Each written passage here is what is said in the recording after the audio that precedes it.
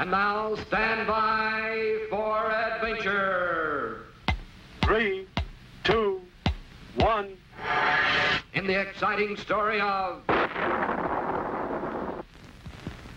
the Prehistoric Present.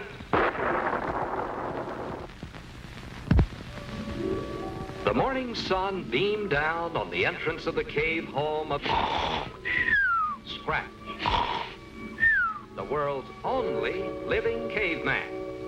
Scratch, as you know, fell asleep several thousand years ago, and probably would have been sleeping yet. But the first atomic test explosion blew him right out of the past and into the present. And now, with his friends, Colonel Bleep and Little Squeak, the caveman's life is filled with exciting adventures, wonderful adventures, like the time Scratch smelled smoke and saw a fiery glow inside his cave. He dashed inside to find Squeak with a giant birthday cake, all aglow with candles, just for Scratch. The happy caveman jumped for joy and made a very special wish when he blew out all the candles. And then Scratch felt sad, and big tears dripped from his eyes, for he felt sure that his birthday wish could never, ever possibly come true. For Scratch had wished to return once again to his prehistoric past, to play again with Dimples, his lovable pet dinosaur. Yes, Scratch missed Dimples very much, and now he would never see her again.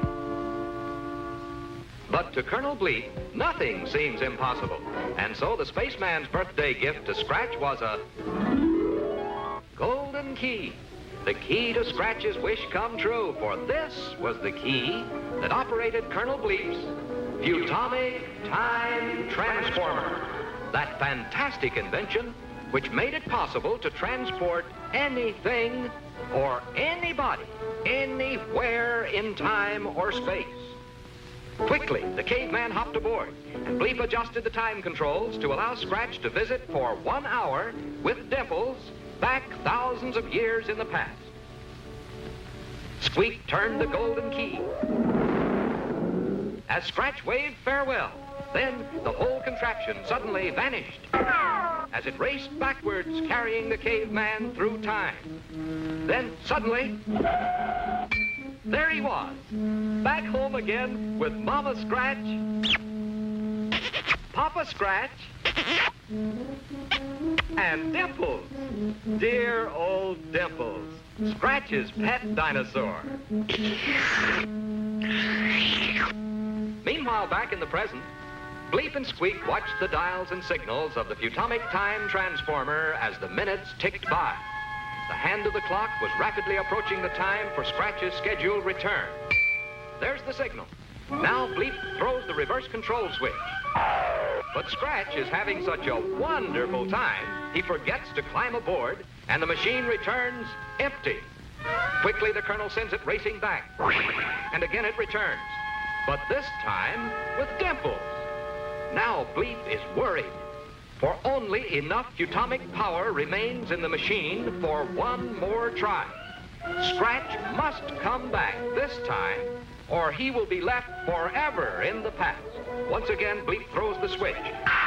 And just in time, Scratch jumps aboard the Atomic transport, and now he's really on his way back. But wait, the power's beginning to fade, and the years are clicking off slower and slower, until finally, the machine stops dead, somewhere in the past century. Poor Scratch is stuck back in the 1800s. Now he'll never get back. But wait, what's that strange noise? And that, it's getting louder and louder, closer and closer. But what can it be? Why, it's Scratch, riding back from the 19th century in an early automobile, towing the rundown Atomic Time Transformer behind him.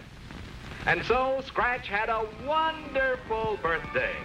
And now he's back with his friends again. you can just bet that no one else in the whole wide world ever got a pet dinosaur for a present. Yes, it's fun to dream about the past, but for real fun, there's no time like the present.